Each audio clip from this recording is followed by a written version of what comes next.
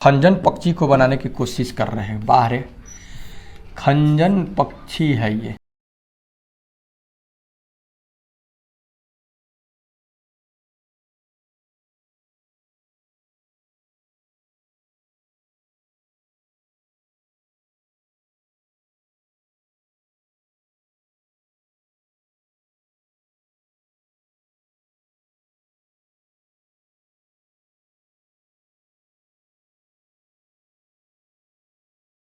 जान ले, थोड़ा सा अंतर आपको दिखाई दे रहा होगा। क्या लग रहा है? क्या बनावट है?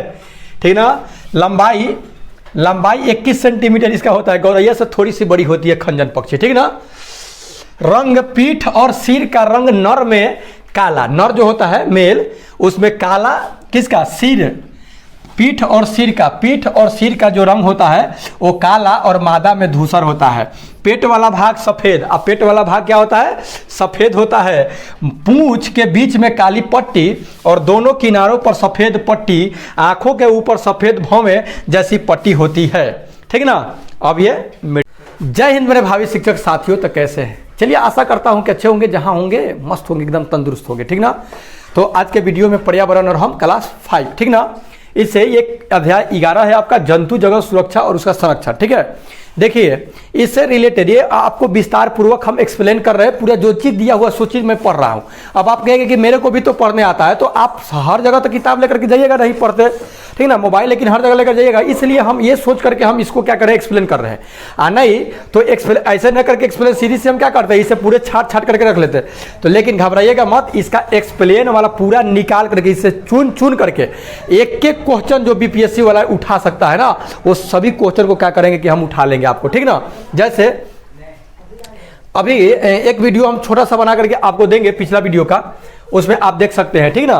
तो आइए जानते हैं जंतु जगत सुरक्षा और संरक्षण। देखिए, एक बात मैं और बोल दे रहा हूं, ये क्लास 5 का ईवीएस यानी पर्यावरण और हम का, जिनको गुरुजी लोगों को पीडीएफ चाहिए, ठीक ना, पीडीएफ चाहिए, तो उनके लिए पूरे अभी इस पे लगे हुए हैं, बना रहे हैं। 2 दिन और लगेगा।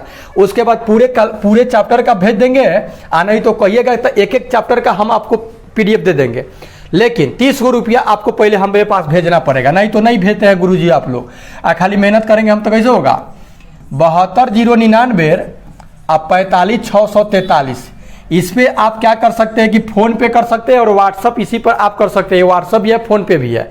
ठीक ना। इस पे आप कर सकते हैं और आपको मिल जाएगा नोट्स। तो एक चैप्टर वाइज लेना चाह रहे हैं तो चैप्टर वाइज एक ही बार, अब एक बार सब दे देंगे पूरे किताब का, तब पढ़ना ही पड़ेगा। एक चैप्टर का दिया जाएगा। जैसे एक चैप्टर हम बनाए आपको दे दिए, एक चैप्टर बनाए और आपको हम दे दिए। ठीक ना। तो इस तरह से क्या होगा कि आपको भी मतलब कि ज्यादा बोरिंग नहीं होगा। ठीक है। चलिए, आई होप समझ गए होंगे मेरी बातों को। आइए जंतु जगत सुरक्षा और संरक्षण के बारे में हम लोग जानते हैं। जंतु जगत सुरक्षा और संरक्षण। देखिए, एक कहानी है। सिद्धार्थ बगीचे में रंग बिरंगे फूलों और पक्षियों को देखकर खुश हो रहा था। सिद्धार्थ जो था, बगीचा में देखा कि रंग बिरंगा फूल है ना, और पक्षी है, उसको देख करके खूब बहुत खुश हो गया। अचानक एक हंस उसके सामने आके गिर गया। अचानक आया एक हंस और आकर के उसके क्या हुआ, सामने गिर गया। उसे एक तीर लगा था। उस हंस को तीर लग गया था और उसके शरीर से खून बह रहा था। घायल हंस को सिद्धार्थ ने धीरे से उठा लिया। घायल हंस को सिद्धार्थ ने धीरे से उठा लिया। घायल हंस को सिद्धार्थ ने धीरे से उठा लिया। सिद्धार्थ ने उसके शरीर से तीर पहले निकाल दिया और उसके घाव को पानी से धोया। उसने अपने कपड़े को फाड़कर हंस के घाव पर मरहम पट्टी की। उसी बीच उसका चचेरा भाई देवदत्त तीर धनुष लिए आधम का। अब आप समझ गए होंगे कि तीर कौन मारा था धनुष से। तो उसका सिद्धार्थ का चचेरा भाई देवदत्त ने कहा, तुम मेरे हंस को छोड़ दो, यह हंस मुझे दे दो, मैं उसे तीर से गिराया है। सिद्धार्थ ने देवदत्त को हंस देने से इनकार कर दिया। कहा, नहीं देंगे, तू बेवकूफ, इसको तीर से घायल कर दिया, पागल। सिद्धार्थ ने कहा, ऐसा करो, हम लोग राज दरबार में चलते हैं, वहीं इसका फैसला हो जाएगा। देवदत्त ने कहा, चलो राज दरबार, हंस तो मेरा ही है, फैसला मेरे हक में होगा। देवदत्त कहने लगा कि हंस, हमने मार कर हंस को गिनाया तो हंस तो मेरा ना हुआ, चलो फैसला हो ही जाए। सिद्धार्थ राज दरबार में हंस लिए पहुंचा और देवदत्त तीर धनुष लिए। राजा ने पूछा क्या बात है, तुम लोग यहाँ क्यों आए हो? देवदत्त ने कहा सिद्धार्थ ने मेरे हंस ले लिया है, मैंने इसे तीर मार कर गिराया था। सिद्धार्थ ने कहा महाराज मैंने घायल पड़े हंस को बचाया है। महाराज सुधोधन ने कहा प्रश्न यह है कि किसी की जान बचाना अच्छा है या जान लेना। अब बात यह है कि तुमने तो तीर से घायल किया और सिद्धार्थ ने इसको क्या किया, बचाया। तो बात यह है कि किसी का जान बचाना अच्छा है या जान लेना अच्छा है, पहले इस पे बहस हो जाए। मंत्रीगण एक स्वर में बोले जान बचाना सही है। महाराज ने न्याय किया, सिद्धार्थ ने हंस की जान बचाई है इसलिए हंस सिद्धार्थ को दे दिया जाए। हंस को क्या किया जाए, सिद्धार्थ को दे दिया जाए। अर्थात जान मारने वाले से जान बचाने वालों को क्या है, ज्यादा श्रेय जाता है। ठीक है। बबली ने पाला तोता। अब इसी में अध्याय 11 में ही अगला बात है। इसी में एक अगला बात है, एक तो हो गया कि जान लेने वाले से कहीं बचाने वाला श्रेष्ठ है, उत्तम है ना, अच्छा है। बबली ने पाला तोता। बबली ने एक तोता पाला, उसने उसका नाम सुगनी रखा। वह उसे एक सुंदर पिंजरे में रखती थी, वह उसे प्रतिदिन खाने के लिए दाना पानी देती। सुगनी बबली के बातों को दोहराकर सबका मन बहलाती है। सुगनी क्योंकि जो सुग्गा जो होता है तोता, वो क्या करता है, मानव के बातों को नकल करता है, ठीक ना। तो सुगनी क्या करती थी कि बबली के बात को सुन करके उसको दोहराती थी। बबली को यह सब अच्छा लगता। बबली जब स्कूल से पढ़कर आती तो सुगनी शोर मचाने लगती, बबली आ गई, बबली आ गई।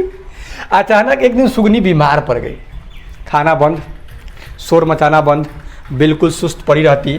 बबली उसे जानवरों के डॉक्टर के पास ले गई।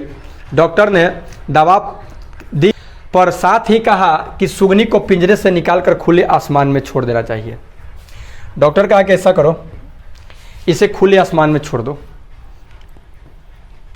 हम अपनी ज़रूरतों के लिए जंतुओं को पालते हैं, ऐसे जानवरों को हम देखभाल भी करते हैं, मगर पालतू जानवरों के अलावा भी कई जीव जंतु ऐसे हैं। ऐसे जीव जंतुओं की हमारे लिए क्या उपयोगिता है, आइए विचार करते हैं। हिरन पौधा खाता है और बाघ हिरन को। बाघ खत्म हो जाए तो हिरनों की संख्या बढ़ जाएगी और पौधे की संख्या भी बढ़ जाएगी। अगर हिरन खत्म हो जाएगा तो पौधों की संख्या क्या हो जाएगी, बढ़ जाएगी। अर्थात पर्यावरण में सब एक खाद्य श्रृंखला का पालन करता है। एक जानवर दूसरे जानवर पर आश्रित है और वो अपना एक चेन बना करके रखता है, ठीक ना। तो सभी का मतलब कि इस पर्यावरण में रहना क्या है, जरूरी है। ओके, बस इसमें विशेष रूप से यही जानना है ना, और बच्चों को यही सीख देना है कि हाँ, हर जानवरों से, हर जीव जंतुओं से हमें प्रेम करना है, ठीक ना, किसी के साथ हिंसा नहीं करना है। जंगली जानवरों की सुरक्षा के लिए कई जंगलों के विशेष हिस्सों को सरकार ने लोगों के दखल में से बचाया है और उन्हें अभयारण्य का रूप दिया है। उसको कौन सा रूप दिया, एक तो बना अभयारण्य। अभयारण्य मतलब कि लोगों से बचाएगा और उसको क्या करेगा, एक राष्ट्रीय वन नीति उसके अंदर घोषित कर देगा। ऐसे अभयारण्य बिहार में पश्चिम चंपारण तथा बेगूसराय में है। बिहार में पश्चिमी चंपारण और बेगूसराय जिला में ऐसे अभयारण्य है जहाँ पे जंगली जानवरों को सुरक्षा के लिए जंगलों के विशेष हिस्सों को सरकार ने क्या किया है, लोगों के दखल से बचाया है। मतलब कि लोगों को उसमें दखल अंदाजी नहीं है, रिजर्व घोषित कर दिया है, ठीक ना। यहाँ पे आप देख रहे हैं तेंदुआ है और गुलाबी सिर वाला बत्तख। देखिए ये तो गुलाबी सिर वाला बत्तख ये खत्म है, ये गुलाबी सिर वाला बत्तख का प्रजाति खत्म है। जंगल में तरह तरह के जीव जंतु पाए जाते हैं जो भोजन या आवास आदि के लिए एक दूसरे पर निर्भर है। जंगल जैसे जैसे खत्म किए जा रहे हैं वैसे वैसे वहाँ के जीव जंतु भी कम होते जा रहे हैं। जंगल खत्म तो जिसका घर खत्म हो जाएगा तो वो इधर उधर जाएगा, इधर उधर जब जाएगा तो लोगों को तंग करेगा तो लोग उसको मार डालेगा, है ना। कई जीव जंतु तो कभी हमारे जंगलों में पाए जाते थे, आज नहीं। बत्तख आज नहीं है या उसकी संख्या बहुत कम हो चुकी है। उदाहरण के लिए तेंदुआ और गुलाबी सिर वाला जो बत्तख है जंगलों से लगभग खत्म हो गया है, जंगलों से लगभग खत्म ही समझिए। आ गया इंपॉर्टेंट एक बात, क्या आप जानते हैं, वी नो दैट, आपने खेजरली गांव की अमृता की कहानी पढ़ी होगी। वह बिश्नोई समुदाय की थी। किस समुदाय की थी? अमृता बिश्नोई ही है। अमृता बिश्नोई यानी अमृता बिश्नोई समुदाय की थी। बिश्नोई समुदाय के लोग परंपरागत रूप से जीव जंतुओं का संरक्षण करते हैं। जो बिश्नोई समुदाय के जो लोग होते हैं वो परंपरागत रूप से, परंपरा मत उसके दादा परदादा से लेकर के पूरे पूर्वज लोग क्या कर रहा है, जीव जंतुओं को क्या करता है, संरक्षण करता था लोग। बिश्नोई राजस्थान की एक जनजाति है। क्या है बिश्नोई? क्या है? राजस्थान की एक जनजाति है। ठीक है। बिश्नोई का अर्थ होता है 29। उनके गुरु जम्भा जी के कहे अनुसार बिश्नोई लोगों ने 29 बातों को अपनाया जिसमें जीव जंतुओं की देखभाल करना प्रमुख था। 29 को बात को बताए कौन? वहां के गुरु, उनके गुरु जो थे जम्भा जी, गुरु जम्भा जी। इसलिए बिश्नोई का अर्थ हो जाता है 29, 2 पर 9 29, ठीक ना। 29 बात को अपनाए थे लोग जीव जंतुओं को देखभाल से संबंधित, इसलिए उन लोगों को रखा गया नाम बिश्नोई। बहुत इंपॉर्टेंट बात है, ठीक ना। ये प्रकृति प्रेमी होते हैं, ये बिश्नोई लोग क्या होते हैं? प्रकृति प्रेमी। अब देखिए 29 को बात जीव जंतु को बचाने से है तो बिश्नोई नाम पर गया, तब बिश्नोई नाम पर आता। जीव जंतु को जो बचा रहा है वो जंतु प्रेमी है, प्रकृति प्रेमी है। वन तथा वन्य प्राणियों की रक्षा करते करते ये अपनी जान तक दे देते हैं। अब कोई जिससे प्रेम करेगा उस पर खतरा आएगा तो जान की बाजी लगा ही देगा ना। ये जलावन के लिए हरे भरे पेड़ों को काटकर इस्तेमाल में नहीं लाते। हरे भरे जो पेड़ होते हैं उसको जलावन के लिए उपयोग नहीं लाते, सिर्फ सूखे घास या सूखी लकड़ी को ही जलावन के लिए क्या करते हैं? इस्तेमाल करते हैं। इनके इलाके में कई जानवर जैसे चिंकारा यानी धारीदार हिरन, जिसके शरीर पर धार होता है, मतलब वही लाइन जैसे जेब्रा का होता है, सांभर तथा काले सांड आजाद घूमते देखे जा सकते हैं। बिश्नोई लोग जंतुओं का न शिकार करते हैं और न ही करने देते हैं, न शिकार करेंगे और न ही करने देंगे। तो सबसे इंपॉर्टेंट पॉइंट इस चैप्टर का यही था। आगे देखते हैं अगले चैप्टर में क्या है। अगला चैप्टर है आपका मान गए लोहा। मान गए लोहा। लोहा मानना मतलब तो एक मुहावरा है, हार मानना। लोहा मानना मतलब हार मानना, ठीक ना, ये पता होगा आप लोगों को। मान गए लोहा। सुखदा और संजय तेजी से विद्यालय की ओर जा रहे थे, एकदम हाली दौड़ करके जा रहा था सुखदा और संजय। दीदी वो देखो हमारे विद्यालय की दीवार पर बच्चे कुछ पढ़ रहे हैं। अब जाके देखा क्या रे ये सब तो कुछ पढ़ रहा है। संजय ने सुखदा से कहा हाँ चलो। दोनों दौड़कर छात्रों के बीच पहुंच गए और दोनों दौड़ के गए और छात्रा के बीच में पहुंच गए। देखिए क्या लिखा है, विश्व विकलांगता दिवस 3 दिसंबर 2012, स्थल नगर भवन जमुई। यहाँ पे लिखा हुआ है विश्व विकलांगता दिवस कब? 3 दिसंबर को, याद रख लीजिएगा। 3 दिसंबर विश्व विकलांगता दिवस, हैंडीकेप्ड डे जो मनाया जाता है कितने? 3 दिसंबर को। ओके, एक पॉइंट क्लियर हो गया। तभी शिक्षक भी वहां पहुंच गए। चलो बच्चों अपनी अपनी कक्षा में चलो, आप सबको कक्षा में इसके बारे में बताया जाएगा। कक्षा में शिक्षक ने सभी बच्चों से पूछा आपको इस पोस्टर को पढ़कर क्या सूचना मिलती है? आप लोग ये जो पोस्टर को पढ़े इससे क्या सूचना आप लोगों को मिला? नरेश ने बताया ऐसे व्यक्ति जिन्हें देखने, सुनने, बोलने, चलने आदि में कठिनाई होती है उनके लिए विश्व विकलांगता दिवस पर विशेष कार्यक्रम आयोजित किया जाता है। सुखदा बोली कुछ लोगों में ऐसी कठिनाई होती क्यों है? अब लोगों को सुखदा कही कि अच्छा ये कोई लोग विकलांग बोलने में, सुनने में, चलने में, ये ऐसे कैसे हो जाते हैं? तो शिक्षक ने बताया देखो कभी कभी दुर्घटना या बीमारी के कारण, कभी कभी कोई दुर्घटना या बीमारी के कारण लोगों के शारीरिक बनावट में भिन्नता उत्पन्न हो जाती है। जो लोगों के जो शारीरिक बनावट है, स्ट्रक्चर है, उसमें क्या होता है? भिन्नता उत्पन्न हो जाती है। कभी कभी कुछ शारीरिक भिन्नता जन्मजात भी होती है और कभी कभी शारीरिक भिन्नता मतलब शरीर में टेढ़ापन या जो भी कहिए, ठीक है, वो जन्मजात होती है, मतलब शुरुए से। इन विभिन्नताओं के बावजूद ऐसे व्यक्ति हमारी तरह न केवल अपने सारे दैनिक कार्य करते हैं बल्कि कई ऐसे कार्य भी कर सकते हैं जो हम नहीं कर सकते। अब बात यह है कि भले वो जन्मजात रूप से मतलब हैंडीकेप्ट है, लेकिन वो ऐसा भी कुछ कार्य कर सकता है जो कि पैर वाले नहीं कर सकते हैं। तो है बछेंद्री पाल का नाम आप सुने होंगे, है ना।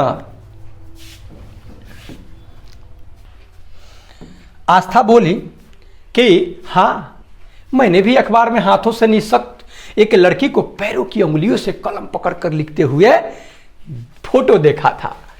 उसने पैर से लिखते हुए बोर्ड की परीक्षा दी, वह पास भी हुई। हाथ नहीं था, यह आप तस्वीर देख रहे हैं, ये तस्वीर देख रहे हैं जो एक लड़की है, हाथ नहीं है, लेकिन ये पैर की उंगलियों से कलम को पकड़ करके देखिए मैं भी लिख दी है। और आस्था कहीं सुनी थी कि जिसके पास हाथ नहीं था एक लड़की के पास, उन्होंने पैर की उंगलियों में कलम को दबा करके और उससे परीक्षा भी दी और पास भी कर गई। समझे? शिक्षक ने बताया, मैं पहले नेत्रहीन बच्चों के विद्यालय में पढ़ाता था। अब शिक्षक महोदय कहे हैं कि देखो पहले बच्चों हम क्या करते थे ना, जो नेत्रहीन थे ना, जिनके पास नेत्र नहीं था ना, हम पहले वैसे विद्यालय में पढ़ाते थे। वहाँ के बच्चों ने विद्यालय के वार्षिक उत्सव पर शिक्षक की मदद से एक नाटक प्रस्तुत किया था। सभी ने उसे बहुत सराहा था। अब देखिए शारीरिक बनावट के भिन्नता के बावजूद, ओके है ना, शारीरिक बनावट के भिन्नता के बावजूद लोग क्या क्या कर लेते हैं। लिखने के लिए कह रहा है तो क्या क्या कर लेगा, पैर से लिख लेगा, पैर से काम कर लेता है, पैर से तो क्या करता है कि कंघी पकड़ के लड़कियां सब के बाल भी संवार लेती है। ऐसे ऐसे है। सोच कर लिखिए कि वे लोग यह सब कैसे कर पाते हैं। कैसे कर पाते हैं भैया? प्रैक्टिस के माध्यम से कर पाते हैं। रोज की तरह रात के खाने के बाद सुखदा और संजय दादाजी के पास पहुंचे और विद्यालय की बातें बताने लगा। दादाजी ने सभी बातें बड़े ध्यान से सुने और कहा, कल रविवार है, मैं आप लोगों को नेत्रहीन आवासीय विद्यालय ले चलूंगा। दादाजी कहे कि सुनो, कल तो विद्यालय बंद है और रविवार है, तो ऐसा करेंगे, तू सबको हम ले चलेंगे नेत्रहीन आवासीय विद्यालय, जहाँ जिन बच्चों को नेत्र नहीं है, आंखों से दिखाई नहीं देती है, या जन्मजात है, या बाद में किसी दुर्घटना में क्या हुआ है कि क्षति हो गया है, क्या बोलते हैं उसको, दुर्घटना में ग्रस्त हो गया है, तो चलो आवासीय विद्यालय है, सब वहीं पे रहता है, यानी कि पढ़ करके घर चल जाता है, वहीं पे रहता है, खाता है, पीता है, ठीक ना, तो चलो ले चलेंगे। अब दोनों खुश हो गया होगा संजय और सुखदा। दूसरे दिन सुखदा और संजय दादाजी के साथ राजकीय नेत्रहीन आवासीय विद्यालय गए। विद्यालय के प्रधानाध्यापक महोदय एक शिक्षक के साथ आए और सबका अभिवादन किया। सुखदा ने देखा प्रधानाध्यापक काला चश्मा लगाए थे। लीजिए, जो प्रधानाध्यापक थे वो काला चश्मा लगाए थे, हाथों में लाल एवं सफेद रंग की छड़ी भी थी। प्रधानाध्यापक बोले, आइए हम सबसे पहले छात्रावास चलते हैं। सुखदा और संजय सोच रहे थे, पता नहीं नेत्रहीन बच्चे कैसे रहते होंगे। अब ये लोग सोच रहा था दोनों कि जो नेत्रहीन है, जिनके पास आंखें नहीं, वो कैसे रहते होंगे। छात्रावास में सभी छात्र अपने अपने काम में लगे थे। कुछ कपड़े धो रहे थे, कुछ सामान्य लोगों की तरह स्नान घर और अपने कमरे की ओर जा रहे थे। छात्रावास में उनके बिस्तर, पुस्तकें आदि ढंग से सजे थे। संजय ने पूछा, ये गीत संगीत की आवाज़ कहाँ से आ रही है? ठीक ना। प्रधानाध्यापक ने बताया कि यह आवाज़ संगीत कक्ष से आ रही है। जहाँ संगीत कक्ष है वहाँ से यह आवाज़ आ रही है, हम वहीं चल रहे हैं। संगीत कक्षा में 8 से 10 बच्चे तबला, हारमोनियम आदि पर गा बजा रहे थे। वो लोग गा रहा था, बजा रहा था। प्रधानाध्यापक वैसे तो इस विद्यालय के प्राय सभी विद्यार्थी गीत संगीत में रुचि रखते हैं, परंतु कुछ विद्यार्थी तो गायन वादन में बड़ी निपुण हैं। अब कुछ विद्यार्थी ऐसे हैं, आप लोग देखे होंगे, जो सुर होता है, मतलब जिसके पास आंख नहीं होता है, वो गाता बड़ा सुंदर है, बहुत सुंदर गाता है। उन्होंने जिला और राज्य स्तर पर कई पुरस्कार भी जीते हैं। ये सब बचवा सब जो हारमोनियम बजा रहा है, ये सब राज्य स्तर पर क्या किया है कि पुरस्कार भी जीता है, ठीक ना। एक दूसरे कमरे के ऊपर पुस्तकालय का बोर्ड लगा था, वहाँ मोटी मोटी पुस्तकें सजा कर रखी थी। दादाजी बोले, देखो सुखदा, ये पुस्तकें ब्रेल लिपि में लिखी हुई है। अब सुखदा के दादा बोले, ये सुखदा देखो देखो देखो देखो, ब्रेल लिपि में पुस्तकें लिखी हुई है। ब्रेल लिपि एक खड़े आयताकार स्लेट में 6 बिंदुओं को उभार कर लिखा जाता है। याद रखिएगा कितने? 6, बहुत इंपॉर्टेंट है। 6 बिंदु होते हैं ब्रेल लिपि में। कितने बिंदु? 6 बिंदुओं। 6 बिंदुओं को उभार कर लिखा जाता है। कैसा रहता है? आयताकार रहता है। देखिए 6 बिंदु रहता है। 1 2 2 4 2 6। देखिए 1 2 3 4 5 6, 1 2 3 4 5 6, 1 2 3 4 5 6, ठीक ना। इस प्रकार से रहता है। यहाँ देखिए, जैसे मान लीजिए कि ए है तो ए गो गोला है, उसके बाद बी है तो 2 गो गोला है, सी है तो इस तरह से है, ठीक ना। फिर डी है तो इस तरह से क्या होता है कि वो लोग क्या करता है, पढ़ता है। उभार कर लिखा जाता है। नेत्र उभार का मतलब कि उठा हुआ रहता है। अरे 3D जैसा, जैसे मान लीजिए कि 3D का अगर बना दिया जाए तो जैसे मान लीजिए कि ए अगर 3D में लिखा जाए तो कैसे लिखाएगा जी?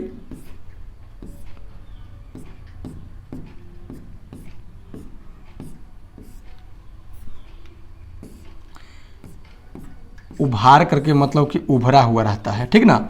ये कुछ इस प्रकार से क्या हो जाएगा आपका 3D हो जाएगा, ठीक ना। तो उभार करके क्या क्या रहता है कि लिखा हुआ रहता है, ठीक ना, ब्रेल लिपि में।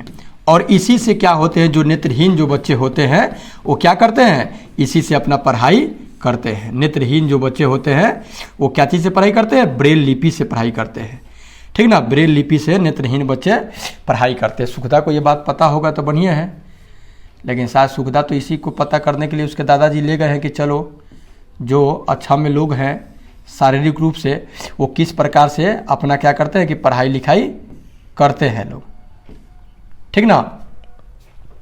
तो उभरा हुआ रहता है।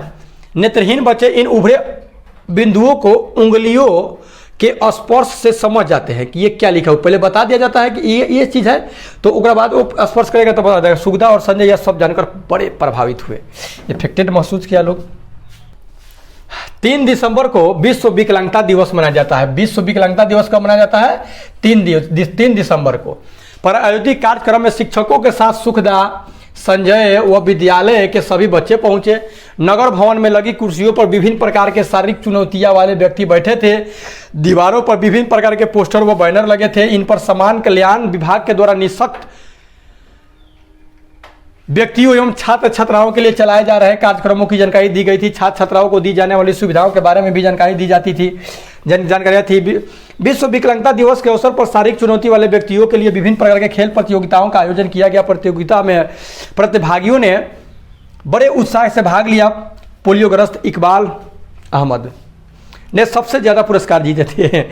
पोलियोग्रस्त जो इकबाल थे वो सबसे ज़्यादा प्राइज जीते थे, पुरस्कार। उसके चेहरे से आत्मविश्वास और खुशी झलक रही थी। यहाँ पे देख रहे हैं इकबाल अहमद है जो कि इनको ज़्यादा मतलब प्राइज मिला हुआ है और ये प्राइज ले रहे हैं, ठीक ना। इन्हें मेडल पहनाया जा रहा है। मंच से उतरते ही बच्चों ने इकबाल को घेर लिया। जैसे मंच से ये अपना प्राइज लेके उतरे, सब लड़का सब पूरा घेर लिया। सुखदा ने उससे हाथ मिलाते हुए कहा, भैया अरे मान गए आपका लोहा, अरे गजब बात है।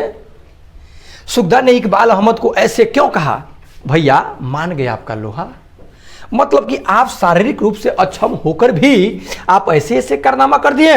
लोहा मानना मतलब कठिन से कठिन काम कर पाने की क्षमता को मानना, ठीक ना। कठिन से कठिन जो काम हो उसे भी कर देना, मतलब कि लोहा मनवाना। ओके, अब इसी में है पक्षियों से दोस्ती। मतलब खेल खेल में ये बात है पक्षियों से।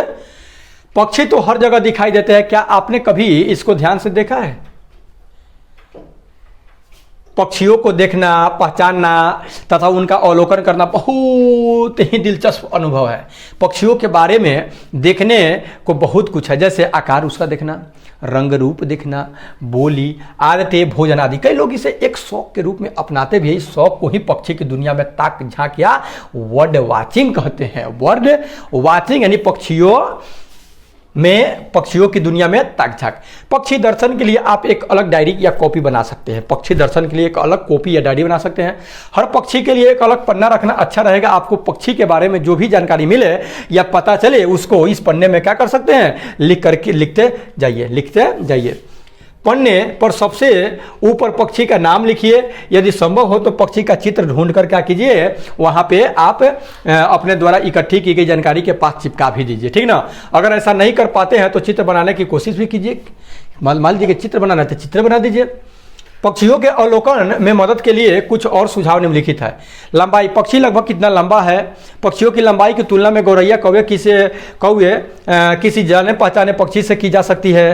रंग कैसा, क्या पक्षी का पूरा शरीर एक ही रंग का है, सीना सादा है और धब्बेदार है या फिर चितियों वाला है, रोन है, क्या पूंछ पर भी चितिया है, पंख एक ही रंग के हैं या उन पर भी चितिया है। ये सब चीज को आप क्या कर सकते हैं, लिख सकते हैं, ठीक ना।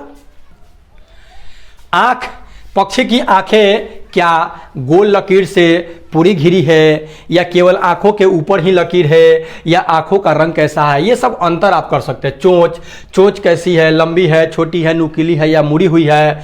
पूंछ की लंबाई, पूंछ का सिरा नुकीला है, गोलाकार है या चौकोर है। क्या पक्षी पूंछ हिलाता रहता है, क्या वो पूंछ खड़ी करता है या नीचे नहीं रखता है।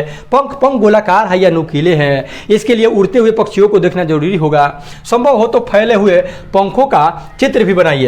आवाज, पक्षी का आवाज कैसा है, ध्यान से सुनिए। आवाज की मदद से आप पक्षियों को जल्दी पहचान सकते हैं। अगर हो सके तो उसकी आवाज की नकल करने की कोशिश भी कीजिए। बच्चा सब कोशिश करता है, जब कोयल बोलता है कू तो यो सब बोलता है कू, फिर उधर से बोलता है कू तो यो सब बोलता है कू। जितने लड़का बोलता है उतना ही कोयल बोलती है।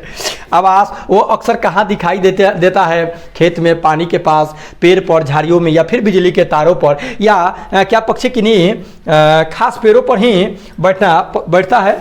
भोजन, पक्षी क्या खाता है, कीड़े मकोड़े, दाने, मांस, अनाज या फल। मौसम, अक्सर किस मौसम में आपको वह पक्षी दिखाई देते हैं। मतलब इतना सारा आप अंतर कर सकते हैं। पक्षियों को ध्यान से देखने और उनके अवलोकन अपनी डायरी में नोट करने में आपको मदद मिले, इसके लिए उदाहरण के तौर पर खंजन पक्षी का विवरण आगे दिया गया है, ठीक ना, कि कैसे ये खंजन पक्षी है, आया ना, ये खंजन पक्षी है। जरा खंजन पक्षी के हम भी नकल करें। खंजन पक्षी है। चलिए इस खंजन पक्षी को हम थोड़ा 2 मिनट का समय लेंगे, चाहे 2 मिनट से कम का समय लेंगे। हम खंजन पक्षी को बनाने की कोशिश कर रहे हैं। बाहर खंजन पक्षी है ये।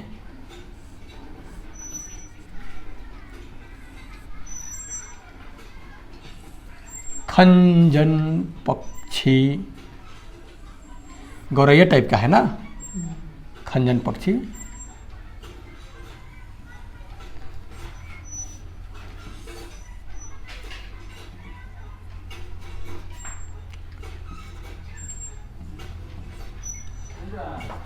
वाह रे खंजन पक्षी, ये हो गई खंजन पक्षी। इसी के पैर चला गया इस पे।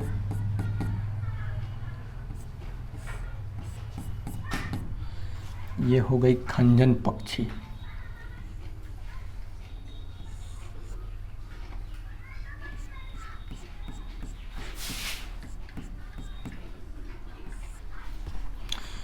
अब यहाँ पे धब्बा टाइप के है, आँख है,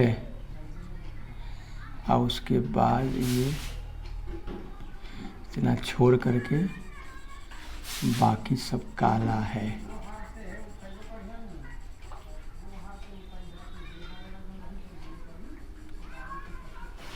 रोक दीजिए, खंजन पक्षी तो बनाइए दी।